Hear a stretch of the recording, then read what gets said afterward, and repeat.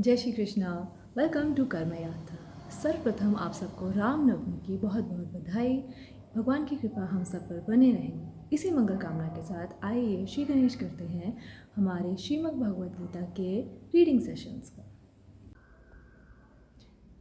धृतराष्ट्र उवाच धर्मक्षेत्रे कुरुक्षेत्रे संवेता युयुत्सव मामका पांडवाश्चैव किम कुर्वत संजय।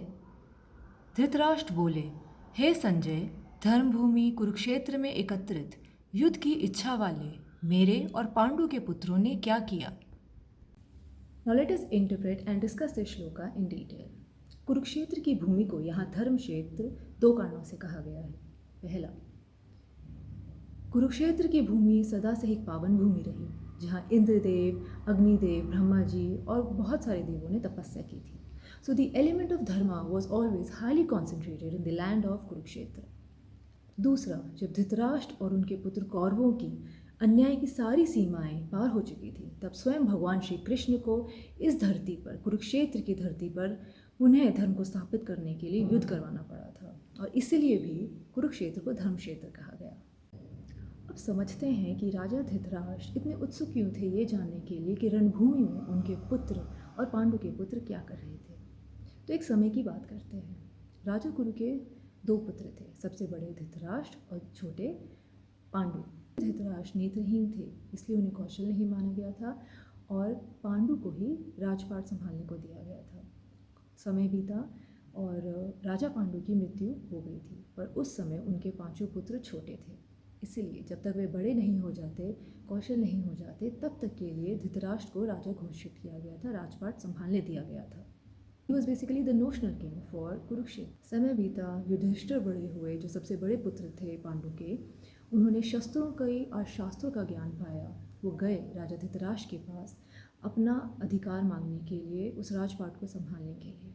तो राजा धृतराष्ट्र ने अपने पुत्र की मोह में और राज्य की लालसा में अपने धर्म को भुलाया और अपने ही छोटे भाई पांडु के पुत्र युधिष्ठिर को, जो उसके सही उत्तराधिकारी थे, उनको राज्य नहीं दिया.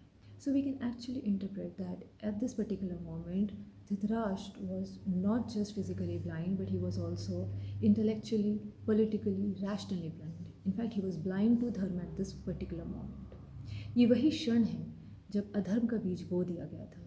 यही बीज आगे जाके महाभारत के युद्ध रूपी वृक्ष बना. So his curiosity to know about what his sons and Pandu's sons were doing at the battlefield of Mahabharata germinates from this very seed of adharma that he had sown years ago. He wanted to know whether his own son Duryodhan was finally influenced or soaked in the glory of Dharm Kshetra of Kurukshetra, and did he choose to actually withdraw from the war?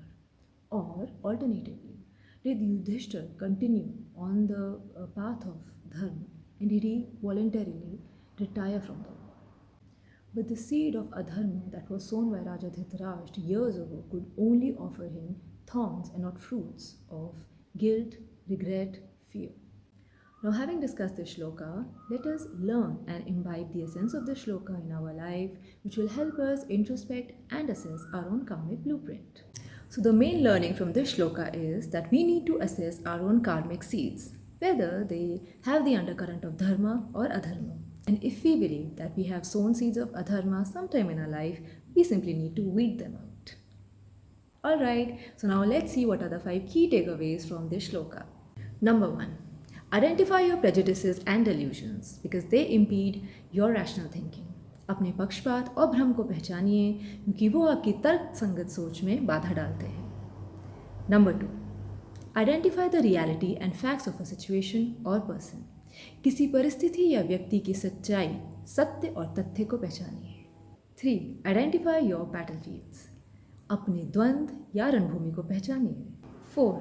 Identify your stand or side in this battlefield and whether there is an element of dharma at all. जीवन रूपी इस रणभूमि में अपने पक्ष और विपक्ष दोनों को पहचानिए. 5. Navigate your life on the course of dharma because in the end it is dharma which is triumphant. धर्म के पथ पर चलिए क्योंकि अंततः विजय धर्म की ही होती है. So if you like today's reading session, please subscribe to my channel.